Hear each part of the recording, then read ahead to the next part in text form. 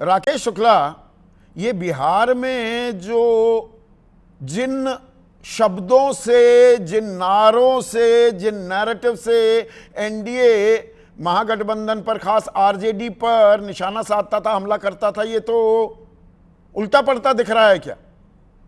ये कहानी पलट गई है क्या? देखिए, सबसे चिंता का विषय तो ये है कि आखिर अपराध की प्रवृत्ति पैदा क्यों हुई। सबसे बड़ी चिंता का विषय है, क्योंकि जिस मुख्यमंत्री जी नीतीश कुमार जी की यूएसपी थी कि उन्होंने वहां सुशासन किया, डेवलपमेंट का नाम कोई नहीं लेता था। सब यही कहते थे कि नीतीश कुमार जी के शासन में लोग सुरक्षित हैं। तो सबसे मूल प्रश्न ये है कि आखिर 6 महीने के अंदर वही बिहार पुरानी स्थिति में क्यों पहुंच गया। और उसका कारण जो मुझे समझ में आ रहा वो ये आ रहा है कि जिस सरकार को नीतीश कुमार जी अपनी व्यवस्था से चलाते थे, वो व्यवस्था से बाहर हो गए। नहीं, यहां पर मैं एक छोटा सा वाकया लोगों के साथ, दर्शकों के साथ शेयर करना चाहूंगा। जो आप बात कह रहे हैं, पटना में जाते हैं, 2 ही होटल है वहां पर, अब तो और आ गए, पर अभी वो आदत बन जाती है, या तो चाणक्य जाएंगे या मौर्य जाएंगे। तो उनमें से एक में मैं रुका हुआ था, 2010 की बात कर रहा हूँ, विधानसभा चुनाव चल रहे थे। तो मैं, जो होता है कि भाई जो वहाँ पर वेटर्स हैं या कमरा साफ़ करने वाले, हाउसकीपिंग वाले लोग हैं, उनसे बात करने लगा। तो 8, साढ़े 8, 9 भी बज गए। मैंने कहा भाई क्या जाना नहीं है? क्योंकि उससे पहले जब भी आप पटना जाइए, बिहार जाइए, तो 8 बजे के बाद हाथ जोड़ने लगते थे कि भैया घर जाना है, जो ऑर्डर करना है कर लीजिए। वो कह रहा नहीं नहीं, कोई आप आराम से करिए। मैंने कहा कहाँ? कि गंगा पार जाना है। मैंने कहा फिर अब तो टाइम होने लगा। बोला नहीं, 10 बजे भी भैया चले जाएंगे, 11 बजे भी, अब कोई बिहार में ऐसी दिक्कत नहीं है। ये 2010 की और ये नीतीश कुमार की क्या छवि थी, मैं उसकी एक वानगी पेश कर रहा हूं दर्शकों के सामने। ये बिल्कुल तितर बितर हो गई है क्या?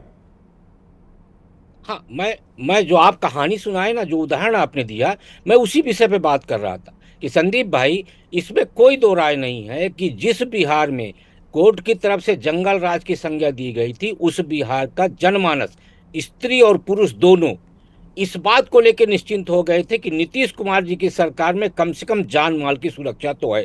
इसलिए आप देखिए, कभी भी डेवलपमेंट की बात नहीं की गई बिहार में। किसी भी जनता में किसी की तरफ से ये मांग नहीं उठाई गई कि हमको ये चीज दीजिए, क्योंकि उनको ये लग रहा था कि सुरक्षा से बड़ा कार्य कुछ नहीं हो सकता। नहीं, अब और इसमें यही दिलचस्प बात यूनिवर्सिटी यह है, उप मुख्यमंत्री विजय सिन्हा कह रहे हैं कि पुलिस प्रशासन की कमजोरी से ये अपराधियों का मनोबल बढ़ा। ये अपने आप में उप मुख्यमंत्री इस बात को कबूल रहे हैं, तो ये बड़ी बात है। फिर वो कहते हैं शराब माफिया और जमीन माफिया का गठजोड़ है।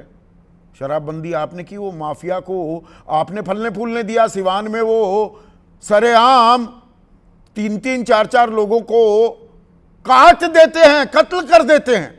फिर वो कहते हैं आरजेडी के लोग बालू, जमीन, दारू माफिया में शामिल हैं और चुनाव जैसे जैसे आ रहा है अराजकता फैलाने का काम कर रहे हैं, कि विपक्ष करवा रहा है ये सारी हत्याएं और ये सारा अपराध, ये विपक्ष के इशारे पर हो रहा है। अब ये गले उतरेगा बिहार के? संदीप भाई, 2014 के बाद हमने देखा है कि कितने लोगों का भाग्य पलटा है। उन्हीं में से एक अपने विजय सिन्हा जी भी है। अरे भाई, पुलिस किसके पास है? राज्य सरकार के हाथ में है। तो राज्य सरकार यदि शराब माफिया और जमीन माफिया के गठजोड़ को जानते हुए उसको नहीं तोड़ पा रही है, तो किसकी कमी मानी जाएगी? राज्य सरकार की मानी जाएगी। और सिर्फ मुख्यमंत्री को दोषी देने की बजाय एक कैबिनेट होती है, उस कैबिनेट के हर मंत्री की अपनी अपनी जिम्मेदारी होती है, और हर मंत्री अपनी जिम्मेदारी निभाए। तो यदि जिम्मेदारी निभाएगा तो ये स्थितियां उत्पन्न नहीं होंगी ना। शराबबंदी भी एक बड़ा पॉजिटिव था, एक बड़ा प्लस था। महिलाओं ने बढ़ चढ़कर वोट दिए नीतीश कुमार को। ये शराबबंदी ने जो शराब माफिया को पैदा कर दिया है, क्या ये एक बड़ा खतरा बन गया है? नहीं, शराबबंदी, देखिए, शराबबंदी के बाद भी वहां लुका छुपी में शराब बिक्री तो हो रही है, लेकिन शराबबंदी से शराब माफिया पैदा हो गया है या शराब माफिया पहले से था और शराबबंदी के कारण उस पर अंकुश लगा है, और अंकुश लगने के बाद राज्य सरकार उस माफिया को अंकुश में नहीं रख पाई और वो निरंकुश होकर आपराधिक पृष्ठभूमि में चला गया। तो दोष कुल मिला के तो राज्य सरकार पे ही आ रहा है ना। शराबबंदी एक पॉजिटिव संदेश गया महिलाओं का एक पूरा का पूरा बड़ा वर्ग आपके जनता दल यूनाइटेड के साथ गया। फिर सुरक्षा और महिलाओं के सामने एक बड़ा प्रश्न जो शराब का था वो खत्म हुआ। तो निश्चित तौर पे नीतीश कुमार जी का कदम सकारात्मक था। लेकिन यदि आप कह रहे हो कि शराब माफिया पैदा हो गया, तो क्या शराब माफिया पहले नहीं था? या शराब की दुकानें, शराब का ठेका जो चल रहा था वो शराब माफिया तब नहीं था क्या?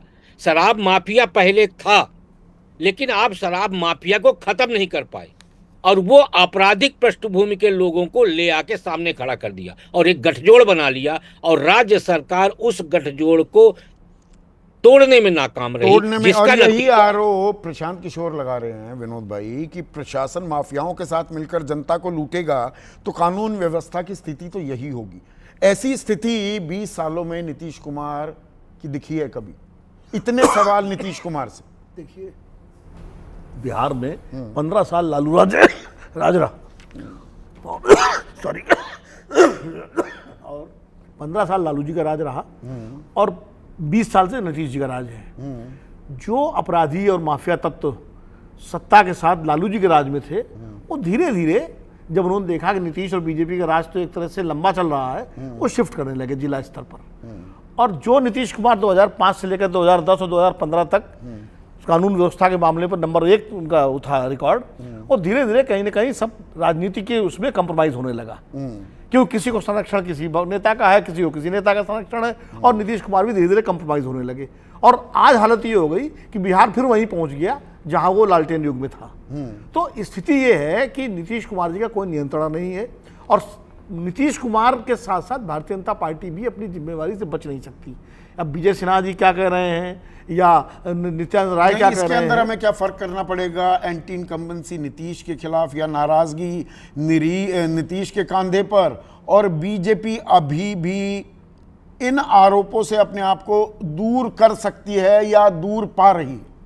देखिए, दूर करने की कोशिश कर रही है बीजेपी, क्योंकि एक छोटा सा कालखंड छोड़ करके पूरे समय नीतीश और बीजेपी ने मिलकर सरकार चलाई है। तो अगर उस सरकार में सुशासन का श्रेय बीजेपी को जाता है नीतीश के साथ साथ, जब जो जो विकास के काम हुए उस दौरान या जो कानून व्यवस्था सुधरी उसका श्रेय भी बीजेपी ने भी तो लिया नीतीश के साथ। तो जब गड़बड़ी हो रही है, जब कानून व्यवस्था बिगड़ रही है, तो जिम्मेदारी बीजेपी की भी उतनी होगी जितनी जनता दल यू की है। और इसमें क्या दोहरी तलवार लटकी है, दोहरी मार पड़ेगी?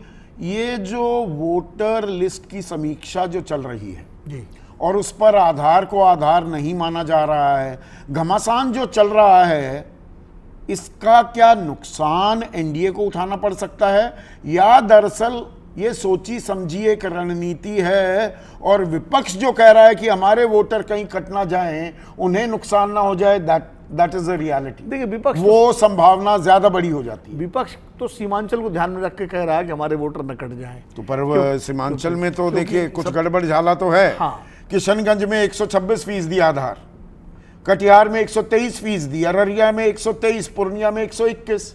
आज मैं एक रिपोर्ट पढ़ रहा था प्रोग्राम आने से पहले, गुजरात के 12 जिलों में यही स्थिति है। वो तो हिंदू बहुल जिले हैं, वहां भी 112%, 118%, 117% आधार है। तो ये तो खाली एक पर्टिकुलर समुदाय पर ही आरोप लगाना गलत है। फर्जीवाड़ा तो जहां हो सकता है हम सब करते हैं, उसमें कोई हिसाब ये खाली ये समुदाय फर्जीवाड़ा ज्यादा करता है ये नहीं करता। नहीं तो फिर अगर फर्जीवाड़ा है भाई, निष्पक्ष तो होनी चाहिए ना। हाँ। एक चाक चौबंद ऐसी पारदर्शी ईमानदार वोटर लिस्ट तो होनी चाहिए। फिर तो जो चुनाव आयोग कह रहा है या बीजेपी कह रही है वो सही है। नहीं, फिर बात तो वही आ जाएगी ना कि आधार का तो आपने देख दिया 118% है, लेकिन बाकी जो आपने पैमाने 11 दस्तावेज दिए उनकी भी जांच कर लीजिए, उसमें कितने फर्जी निकलेंगे। तो इसलिए खाली गारंटी इसकी नहीं। आधार को जब हर चीज में सुप्रीम कोर्ट तक ने कहा कि भाई आधार को आप शामिल नहीं, ये पहचान को लेकर जब खतरा मंडराने लगता है आम आदमी का मानस, वो ये नफा किसे होगा नुकसान किसे होगा? देखिए, ये नफा नुकसान निर्भर करेगा कि अभी एंड रिजल्ट क्या होता है। अगर 1 सितंबर को, अभी तो ड्राफ्ट रोल बनेगा 26 जुलाई को, 1 सितंबर में जब फाइनल लिस्ट आएगी कितनों का नाम कटा और नहीं कटा, वहां पर नफा और नुकसान आका जाए। वहां पर नफा नुकसान आका जाएगा कि किस समूह के वोट ज्यादा कटे हैं। देखिए चिन्हित है समूह बिहार में कि कौन किसको वोट दे रहा है, कुछ इधर से उधर शिफ्ट कर सकते हैं, लेकिन मोटे तौर पर चिन्हित हैं कि ये बीजेपी का वोटर है, ये आरजेडी और कांग्रेस का वोटर है, ये नीतीश कुमार का वोटर है, ये चिन्नी या चिराग पासवान का वोटर है। अब उसमें किस समूह के वोट ज्यादा कटे हैं वो नुकसान में रहेगा। लेकिन एक चीज और है, ये इसको लेकर के मैं एक रिपोर्ट पढ़ रहा था किसी अखबार में कि जितनी परेशानी बिहार में हो रही है लोगों को कागज ढूंढने में, जाने में, वो अपने आप में एक असंतोष का भी कारण बन रहा है। बर्थ सर्टिफिकेट आपके पास है? मैं कह रहा हूं नहीं है ना, हमारे तीनों में से किसी के पास नहीं होगा। तो जो भी 1980 से पहले जितने लोग पैदा हुए हैं, क्योंकि ये चलन तो 80 के बाद शुरू हुआ है बर्थ सर्टिफिकेट वाला, उसके पहले जितने लोग पैदा हुए किसी के पास बर्थ सर्टिफिकेट नहीं होगा। खासकर जो देहात में गाँव में पैदा हुए उनके पास तो होगा ही नहीं, क्योंकि वहां तो कौन देता था बर्थ सर्टिफिकेट। तो मुझे लगता है ये जो परेशानी हो रही लोगों को अपने बर्थ सर्टिफिकेट ढूंढने में, कागज जुटाने में, ये भी एक मुद्दा विपक्ष बनाने की कोशिश कर रहा है। कोशिश